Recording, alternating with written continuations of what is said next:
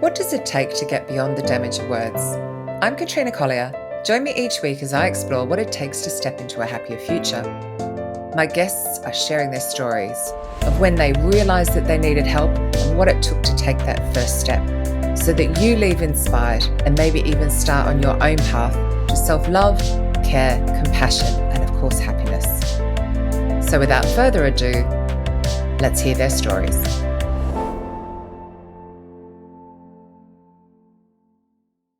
Hello and welcome to Beyond the Damage of Words podcast. As this is the very, very first episode, I'm actually turning tables. So I'm Katrina and I shall be hosting the episodes, but rather than host this time, I'm actually going to be the guest, and I'm passing over the mantle to my gorgeous friend, Clair Bush. Couldn't think of anyone else to do this. So thank you so much for joining me. Absolute pleasure. This. Absolute pleasure. So you get to ask all the questions. I do. Shall we start at the very beginning? A very good place to start. I think so too. I'm just playing that earworm. So obviously we've known each other for a while now, and I've known about the damage of words for a long time. But I want to kind of take you back to the beginning. And when did you really start to really accept that this is your story, that the abuse that you'd suffered was there, and actually it was the right time to address it? Oh, this is what I ask my guests. And it's funny because you get lots of different moments, but I genuinely fell into help. A bit like I fell into the recruitment industry. It was, I was at a crossroads. Something had happened, of course, the universe had given me a kick. I can see that now. And I didn't know what I wanted to do with my life. And as it was, Richard, my ex-husband, had introduced me to a brilliant woman called Bridget Hunt about my nutrition. And she said, we were just passing comments. She went, you need to go and talk to Michelle Zelly. And that flippant remark and that quick introduction changed my life. I believe Michelle Zelly is the only person that could have got through the defenses I had up, because they were thick. They started getting laid on at age 3. But I didn't know I was going in. So it's sort of like, I think if I'd known that I was taking the step, the one that I want to use this podcast to encourage everybody to take, I think if I'd known I'd been taking that, I might not have taken it. Yeah. But now I've kind of got out the other side. I'm like, please take the step. Please. The first one is the hardest. Just do it. It's like, you'll see. Yeah. But it took a very, very long time to accept the word abuse. And it is interesting writing my memoir, because there are people who will tell me that it wasn't abuse, because my mother is a brilliant actress, as anyone who has a narcissistic person in their life, be it parent or whatever, knows that their ability to gaslight, to make you feel like you don't, what's happening is all your fault, stroke, not true. But also the masks that they put on and the pretense that she would have everybody believing that she was an angel. So it is tough, and it's taken a while to get to that point. So, but I got there, and I'm glad, because I'm writing it. No, and it's a phenomenal thing as well. I think the courage that you've shown and that you keep displaying to revisit this question, and not just revisit for yourself, but actually to really create a clear pathway for others to sort of step on. I'm totally doing it for others. I really am. One is sort of a strange one, is when I speak, when I'm on stage, I have all of these little young people looking, that sounds very patronizing, but young people looking at me all doe-eyed, like, oh, wow, look at her. And they're often girls that are doing it, young women.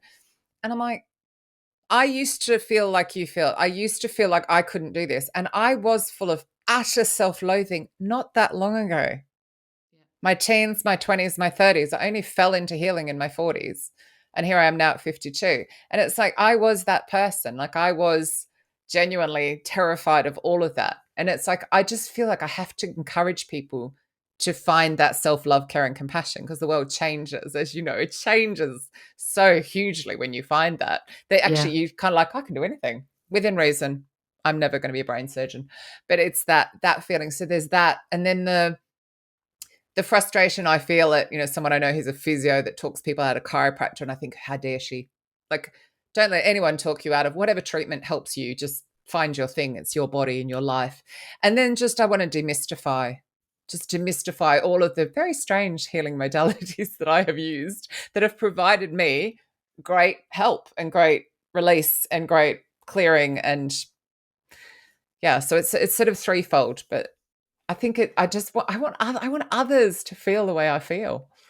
That's Which phenomenal. And is again, really giving, because you are giving. You're a beautiful giving person. That connection to anybody that knows you as well as I do, they'll immediately go, you not just are a friend, but you embody the spirit and the soul of your friends. And you kind of you you really make me support cry. and at such a level. Oh, bless you. That's okay. You talked about that No, journey a but little bit. it's because I wasn't like that. And that's why I get emotional. And I wasn't like that in my 20s and my 30s. I was so lost and I was so full of self-hatred. And actually, interestingly, for other podcasts that will follow this, I talk about this, like how horrible and judgmental I was of other people because I was repeating her trauma. I was reliving it over and over, and I was that person. And now, so when you say what you say, it means so much because of how far I've come.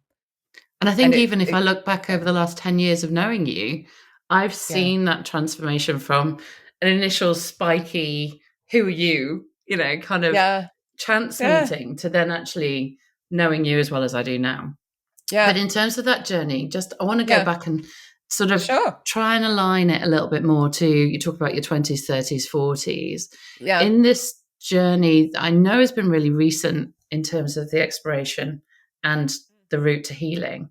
But Yeah. where do you think you needed to have been? Did you need to be in your 40s to find healing? Or could you have started this anytime along I that I path? I sometimes wish I had started at 20. However, and there will be people listening who this will really resonate with. I know people who started their journey in their 60s. It doesn't matter. It happens when the time is right. We have, as a generation, so much what I call generational trauma that we have the opportunity to heal. Never before have there been so many different healing modalities that we now have access to. We owe it to ourselves not to pass it on, and it doesn't matter when it happens. So for me, it happened to be 40. I know I know others started in their 40s, 50s, 60s. Others might start in their 80s. It doesn't matter. It's just when you kind of just go, I don't want to feel like this anymore, and you don't have to. Um, I genuinely do sometimes wish it was in my 20s, but I wouldn't have been open to it, and I wouldn't have done the work. So there is that when you start realizing that you're playing this pattern in your head, you have to become consciously aware of it. So you need to sometimes actually stop yourself to actively go, why are you thinking that? Like, stop. Well, I'm going to start thinking about my dog who's adorable, like switch your train. And I don't think I could have done that at that time. But that It's doesn't that mean someone mental, listening, it was me. Like, yeah, yeah, that mental agility to, like you say, kind of put pause on the runaway yeah, train that's step going on up back. here and just, Yeah, have yeah, an out of body step back. moment. I think I agree with you as well. I mean, there's definite carriage of shit that we all take with us Yeah. daily. Mm, And I'm wondering as well, like we talk about the tools, you talk about the modalities of healing. yeah. What was talk us through that first sort of recognition of, or even opening the box of healing tools Yeah. there. Talk us through that. Tell us how that all Oh my started gosh. for you and what did it It involve. genu- it genuinely started. So I went to Michelle's alley. Honestly, I can remember this so clearly. Sitting opposite her, and she's glaring me down with her witchy eyes. I now know that no, genuinely, I now know that we actually know each other from a past life where we were witches. So it's not surprising I was getting that vibe. And I was prattling away about, I don't know what. And I was talking about taking my Labrador through Blackheath Village and how irritated I feel when people won't walk around me. By the way, I still feel irritated when people won't walk around me when I have my dog, but that's beside the point. And she just said, Kira, I'm just going to stop you there. Let's just go back to that. And she literally just started peeling layers off the onion. There is this thing, and we talked about it before we came on, that people think that you rip the lid off, that it's Pandora's box. None of us would heal if that happened. It is layers of an onion. Now, I have trauma. Some people have neglect. Others just have something that's holding them back. But none of us can really face it because we've layered it and we've covered it and we've masked it and we've got to get to it. Yeah. So she just started peeling all the layers off. We did something that I wish more people would do. We did a lot of inner child work. Like just before when I felt emotional, it was like, oh, there's my inner child. She's feeling really emotional. So I put my hand here and I soothed her. And it's like, learning that connection between functional adult that's talking now and the inner child when they feel scared. And, the big sign a lot of people walking around as inner teenagers, constantly numbing with alcohol and drugs and slamming doors and, misbehaving all the time because their inner child's scared, functional adults vacated. So that was a huge part. And she just we started. And then I got to say all the stuff I didn't get to say as a child in every session. So I got to call in my mum or my dad or whoever it was required and vent and just get it all off my chest and release the energy. And I call it releasing energy because I grew up in childhood trauma, I have become an empath. So I was born as a highly sensitive person. So I feel everything at a completely higher level. Like 1 in 5 to 6 people is a highly sensitive person. But then I became an empath, which means you kind of embody. You learn to read the energy and the feeling to find out if you're safe or not. Yeah. So I had embodied a lot of it. So it was actually letting it go. And because every time you let it go, you'd leave the session. I'd almost feel like I was floating, like out of the session. This was back when everything was in person. And I just float out. So then it becomes like, why didn't I start peeling the layers to get to Pandora's box faster? Like I want to heal. It's quite addictive once you start in a really good way. Yeah. And then, no, not at all. No. And it isn't, and again, having done quite a lot of the work as well myself, I know and understand that addiction, it is, for anybody who's an exercise adrenaline junkie, this is for the mind the same type of endorphin release because you are actually learning to love yourself. So you do need that endorphin release as well at the same time. Relief and release. Yeah. It's funny because when I didn't like who I was as a human being, I used to go, and actually maybe when you first met me, I probably still wasn't quite there, but I would go to an event and I would expect to be disliked. And therefore I would be disliked. So it could be a party or whatever. And I would just expect that people would dislike me. I would try too hard and I'd be unlikable. But the opposite doesn't happen. So you don't become full of self-love and then walk around going, look at me, I'm so fabulous. Mind you, I am sporting a gorgeous pink top. You are very fabulous looking today. I'm feeling fabulous today. But you don't. What you do is you just go in with no agenda. You go in with no thinking about it. You just think, well, if they don't like me, they don't like me. And that's the energy. So it's less about, oh God, they're all going to love me, but more about, I love who I am, and if they like me, that's great. And if they don't, that's their choice. I am Vegemite at the end of the day. That's probably not going to change. I'm very opinionated. But that isn't on anybody else, and it's not even on you. It's just the way you are as an individual, and we should celebrate all of our individual traits and warts and all. I kind of think that that might be a saying that's, again, it's words, isn't it? But at the same time, actually, that acceptance of good and a bit knobbly. And actually, it's interesting you point the words out with that, because one of the things is when you're full of self-love, you don't care. I don't care what gender someone is, what color they are, anything. I care about their behavior towards me. If they're horrible towards me, sure. But I think we've forgotten how important words are. And, we grew up in the generation where sticks and stones may break my bones, but words will never hurt me, which has actually prompted the beginning of the book, because what a lie to grow up. And now you have people online trolling people. They're killing people. They're killing people with their words. And it's like, we must understand that.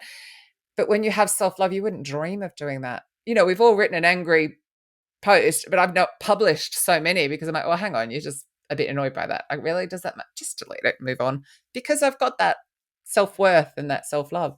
So I hope to inspire so many people to get to that point. Oh no, so I think, I mean, again, this whole sort of the podcast, the book, all of these layers are creating those sort of stepstones for people to really kind of jump on and work on that program. So I know that we've talked about this as well in the past, and I love listening to you and hearing your knowledge and insight into all of the space of what I call woo, which isn't woo at all. Love a bit of woo. Yeah, it's not at all. Talk us through Clair Sentient and Clair Cognizance and Clair Audience and all the other Clairs, besides obviously my lovely self. Obviously, we're talking to Claire about Claire. I find it interesting that your name is Claire, and like my middle name is Michelle, so I think it's interesting, Claire, and you're very spiritual as well. And then my middle name is Michelle Archangel Michael. It's like, so that's really bizarre. I actually just said my middle name out loud. So few people know it. I just so rarely tell people. It's kind of funny. You do realize you're going to have to go and change all your passwords and everything. I don't use it for any of my passwords. Strangely. So we are all born with our Clair, so our clairvoyance, clairsentience, whichever one it is, they're all open. But what usually happens as children is when we start saying things that are a bit obscure, we get shut down. So we're not believed, or we're dismissed or whatever. So very few people actually go through their whole life going, oh, I'm clairvoyant, I see images, or I'm this, that, and the other. So clairsentient is about feeling. So it's a different empathy. Yeah. So I could, as an empath, I could feel. So actually I do this a lot with my mate, Steve Usher. I can feel in his body what's going on. Like I can go, whoa, what's going on here? But I can't necessarily say what's behind it. Someone who's clairsentient would know. So I can't do that.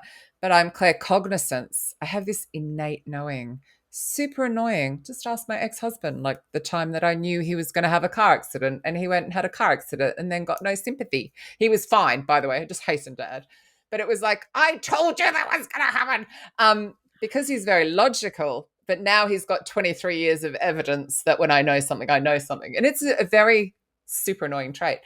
But the other one that really has come back, so I imagine I had it and then it's come back, is my clairaudience. Now, you experienced this firsthand. So when you're clairaudient, you can hear past souls. I can hear guides. I can hear angels. I have to tune in and do it. But we were at where were we? Dinner. It was at Louise's birthday. We were having lunch. It was like, and all I was getting was, tell Claire this, tell her. And I was like, okay. Like, and I was passing on. And that piece of information, which will stay highly confidential, was actually life-changing. And you came back to me later and you said, I did what you said. Yeah. I didn't know where that was coming from. And that's when you first realize your clairaudient is a bit like, what the hell? And the very first experience I had of realizing I was hearing past souls was with my beautiful friend, Mark Mansour. And we were in Australia and I'd only just met him. So I didn't know his backstory. And we were extremely drunk, which I do not recommend that anybody ever passes on messages, if they have the gift, when they're drunk, because they can be quite devastating. But anyway, thankfully. And I didn't know his sister had passed. I didn't know any of this. I was just telling him what I was hearing. And again, life-changing. So it was me starting to realize, okay, so you have this interesting gift. But the other thing that's fascinating when you start getting into this is a lot of people are given labels. Yes. So they're told they're ADHD. I have another friend who was told they're autistic. And when she got talking to me, I went, no, you're clairaudient. And she went, huh? And so we have an incredible rich inner dialogue to the point like a conversation will go back and forth. For example, I have this really silly habit of making my lunch between the fridge and the stove. I have so much bench space, and for some reason I make my lunch there. And I was cutting the head off a radish and it flew behind the fridge. And the dialogue went along the lines of, you shouldn't make your lunch there. And I'm like, yeah, no, I know. Now I have to go and get that radish. Yep, that was really dumb, wasn't it? And it's this, most people don't do that. Most people don't have that kind of a dialogue. Maybe most people can't recognize that attuned voice because they, like you say, you just have been told to not listen to it or not listen to it. To not hear or to not acknowledge it even. Well, you can freak people out. That would be weird, wouldn't it? Yeah. But as a child, can freak people out. I suppose, it's very, very, very common. So another friend of mine, his two daughters who are really, really young. His wife is clairvoyant and his two daughters, and his gift has opened since he's been there. But there was a spirit in their room. And as a baby, he used to like stare, and then his wife would go, yeah, there's a spirit in the room. And it's actually really common. It's just that people don't talk about it because we're all born with it. But I forgot what I was going to say about the past souls. It was so what I've written in the book is the evidence. So all the time, I want people to understand. So I've had a lot of past life work. There is evidence. Someone has studied 3,000 children who have perfectly recalled their last past life, to the point they might have a deformity of a limb, for example, or they might have a birthmark that particular person who's on a completely different part of the planet also had. And it's the recall and the accuracy. And it's like, so once I started doing this work and just started accepting and started opening, again, life just got so much easier. But is it for everybody to understand? Possibly not. Some people just will want to logic it away because they just can't. They're not ready. Let's And talk about I've just learned to accept that. Let's talk about the logic piece, because I think in this very busy world that we are in, and the transformation over the last couple of years of how your work life and your life basically has evolved, where does this sit within your world right now? Where is this open-mindedness, this ability to see, hear, feel on another dimension that's bigger than most people can even comprehend? But yet you're having normal day-to-day conversations with people, supporting them in their day-to-day problems, challenges, and everything else. Where does it fit? Oh, I think it's so what's really interesting about that, there's a few different answers to that. One is that schooling and further education and work cuts us off from our gut and our heart. And it has been proven, and again, this is all in the book, I'm trying to put the science in, that the vagus nerve runs up. So our brain up here gets stuff from the gut and the heart, and it gets that like that intuition and that like what makes you light up. It gets that information first, but we've been taught to shut it down. Look how miserable people are. Look how many people that aren't doing the thing that makes them sit up and buzz because of that. So I've learned, and this was thanks to Laura Borland actually, she said, what makes you sit up and buzz? Only ever say yes to anything that's like, oh my God, I want to do that. If it's like if you just slump, the answer is no.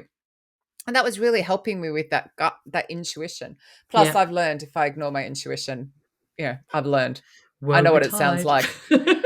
Don't do that, Katrina, idiot. Don't do it. And I mean that in the kind way of calling yourself an idiot, not in harsh. Anyway, so there's sort of that side. And then when it comes to my work, so I run a lot of design thinking facilitation, for example, or when I speak, I can feel the energy. So that is a gift from my trauma, is that I can literally read the energy in the room.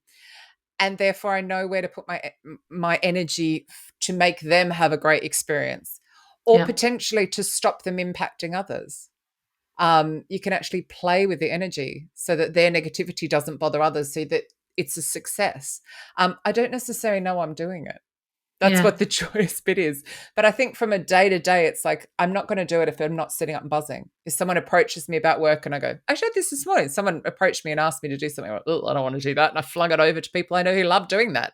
I was like, no, I did that years ago. I'm not doing that anymore. And it was, so it's, am I going to sit up? Am I going to buzz? Yes. And I think the funny thing is as well, again, this is all in the book. I've written so much stuff already. We're taught that to make money is hard. We're taught that there's a scarcity. We're taught there's want and lack. And actually there's not. And I think when you get onto the spiritual path, when you start believing, you understand that you can genuinely manifest, woo-woo word, but you can genuinely manifest the life you want. And that there's no scarcity. There is enough for everybody. There's more than enough. And it's getting that abundant mindset. But where we are at the moment, there is a lot of fear and scaremongering. And I could really go into that on a woo-woo scale, but we won't, just for the sake of time. We'll have to read the book. There definitely is a massive big point to reading the book for sure. I In know. And you've terms just of, outed me in my spiritual, haven't you? Now the I world will have, know. haven't I? I've done it really early on. But I think it's really I'm out of the important closet. because, Yeah. I think all the best minds these days are on that path already. There's a They really are. dimensional perspective that you can't really succeed, I don't think, in this world because it's so kind of chaotic and Yeah. introverted. And I don't mean introverted as in the introvert extrovert. I just Yeah. feel Yeah. like so much navel Inward gazing and so looking. much kind of Yeah. programming that wraps you in on Mm. itself, that actually, Yeah. unless you have that sixth sense really turned on, Yeah. you're not going to see where your rainbows are or where your Yeah. golden You're pathways so are. right, isn't it? When you think about the people you look up to. So I actually went to a concert. I so rarely do that. I went to Pink. Now, she is a light worker. That woman loves who she is. She loves her family unit. She loves the people that she's created a family in her a work family. And then she loves that audience and those fans. And she makes sure everything's fine. And she is so down to earth and so grounded.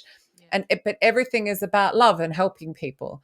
And it's funny when you think about all this stuff that goes on and all this, oh gosh, they're trans and they're this or they're non-binary and they're this. It's like all of us have male and female energy and we all flip between the two. And there's been this beautiful rise of the divine feminine energy. And if we'd all just embraced it and accepted we all have it, we all flip between male and female. And actually, when we're in that beautiful feminine energy, look what we can create. Look at the healing we can create. Look at, how game changing it is. And I think that's what's so concerning to the patriarchy is that there is this rise and there is this change and there are all these individuals who are embracing their feminine energy, be they male, female, non-binary, it doesn't matter, but Mm-hmm. embracing that loving kindness. And they are creating something that's it's almost like a revolution, isn't it? But like a light revolution. Yeah. And the No, patriarchy you're is not right. liking it so much. It's Well, falling and it's not liking it. It's like clinging on. the thing is, as well, with the noise that I think is being now resonated, and it's that Mm, reverberation of good that I see mm, in the light, like you talk about, yeah, and I've seen that myself as well. There are so many people stepping up for others, yeah. but first for Ascension. themselves because they have to do the work for Yeah. themselves and then step up to support others. You And I think, cannot help others if you haven't. helped Actually, yourself. let me clarify that. Help yourself. Yeah. Because actually, if you are following anyone on social media who says that they have healed, snake oil. Right. So I have healed my wound, but there is still a scar. So therefore, I can trigger. Nobody is completely healed and will never trigger again. So just be wary of that when you're selecting who you work with as well. I just, wanted to throw that in. Yeah. Well, actually, that's a Hopefully, I good didn't point throw because we you were off going to track. start thinking about wrapping up. But also, I wanted to talk about, what's next. What's in terms of the podcast? Obviously, you've got a Mm, number of beautiful souls that you're going to be talking to. yeah. What's the sort of premise for this as the starting point, or at least another open door for people to really kind of help step through? I just think if we could just normalize the conversation, I mean, we hear that a lot, don't we? And we do have these talks about mental health, but mine is very specifically about step one, Uh huh. because people can get to the point that they need help, but they don't take the step. So I Yeah. want to tell so many different people's stories wherever they are on the path. They might only be a year into healing, they might be barely there, but what made them take the step and what have they already found? Because you Yeah. very Yeah. quickly, like we talked about, you very quickly find, oh, gosh, wow, that wasn't so bad. And I guess I would like people to intentionally do it. I mean, thank goodness the universe put Michelle Zelly in front of me and I was able to do that. Thank Yeah. goodness.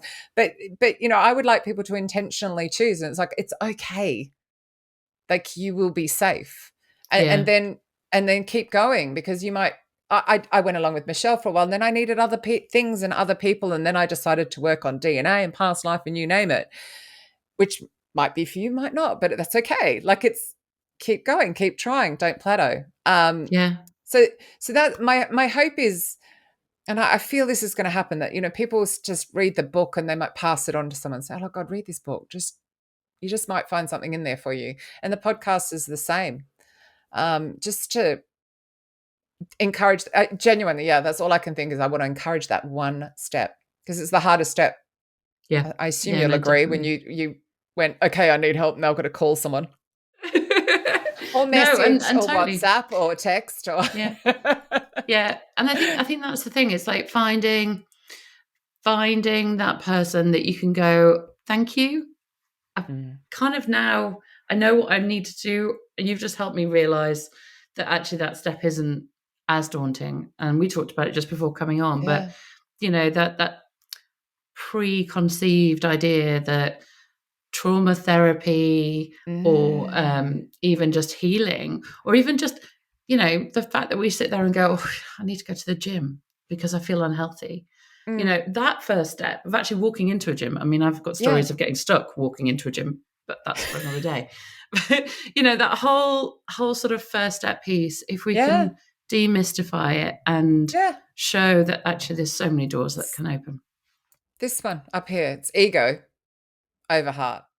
And you can call it whatever you want, inner critic, inner mentor. I'll call it inner being at times. I'll call it soul, whatever you wish, right? Heart's what you want to be following. That's the one that's quiet a voice, never going to lead you astray. This is loud, man. And when you've been through trauma like mine, it's even louder because you've got someone else's voices in your head, and it constantly tearing you down. Ego wants to keep you, I mean, you hear it, the cliche, don't you? Life's outside the comfort zone. It wants to keep you small and safe because it helped you through your childhood. When you've been through childhood trauma, it's overdeveloped. Yeah. It's even bigger and wanting to keep you It's much small more and of a cast iron box. Yeah. and it's Yeah. like, but actually, it's enough. And sometimes you can just say, ego, can you just, I'd really like to hear soul and hear heart and hear what's going on, and just really quietly sitting. But again, I mean, when I go back to there's a lot of distraction, isn't there? So, why don't people go to the gym? Oh, well, I could just pick my phone up and I can doom scroll as well as the next person. I tend to find the funnies though. I look for the funnies and go past the depression. But, it's like we have a lot of distractions. And Yeah. I feel that a lot of people are being distracted from listening and stopping Yeah. and being quiet. There's this, you must always be doing something. No, actually walking with no headphones, being able to just hear the world is not a bad thing. But listen to a podcast, or should we just be Yeah. quiet? Fill the So time. I think that's it, isn't it? It's a mm, kind of, if we can rage against filling time and just be, yeah, be. And a um, lot of people are uncomfortable to be initially. because it is Then scary being by yourself, in yourself, with yourself, if you don't know yeah, how to initially, yeah, listen, talk back, or even address, I suppose. mm, yeah. So this is But there's awesome. help. There's I am definite help. excited. What else is coming? What can you say is coming next? What's the last bit that we're leaving the What is listeners coming after with? this? I don't know. I don't know what's coming next. I feel this is going to open a lot of doors because I feel the message needs to be heard. So I'm excited to see what happens. I hoped my first book, like the Robot Proof Recruiter, would do well, but this has just got a whole other energy to it. Mm, When I read it back, I'm like, wow, there is so much healing in here. There's so much to inspire people to just change and to just realize the impact as well. yeah, I grew up in the ripple of a suicide. I grew up in the ripple of trauma, the energy behind words. And I think that even just that realization for some people will be like, actually, hang on, am I passing this on? I don't want to be doing that. Like I had it yeah. passed on, like enough, it stops with me. And I just feel like I don't know. I just feel like I'll be heading off in a different direction, being able to talk about this and inspire people. And I think as we were Well, talking about before I came on, because I'm so grounded and normal, and I think I do have these incredible spiritual gifts, but I don't seem like I do. I just seem really normal to people. So I think they might hear the message better. Hopefully. I hope so, because I'd love people to feel like the happiness that I feel now. So well, on behalf of everybody who's yet to listen, and on behalf of everybody who's yet to read The Damage of Words, which is coming soon, I want to yes. say thank you. Thank you for Oh, doing this. thank you. Oh, you're making me cry again. Stop Me it. too. Thank you for opening that door and being really brave and courageous for all of us. Really appreciate it. Ah, you're so welcome. It's an honor. It's a true honor. Thanks, Claire. Thank you for hosting this, by the way. It's been a pleasure. Absolute pleasure. I don't need any kind of excuse to sit and have a chat with you. So yeah, anytime. Thank goodness.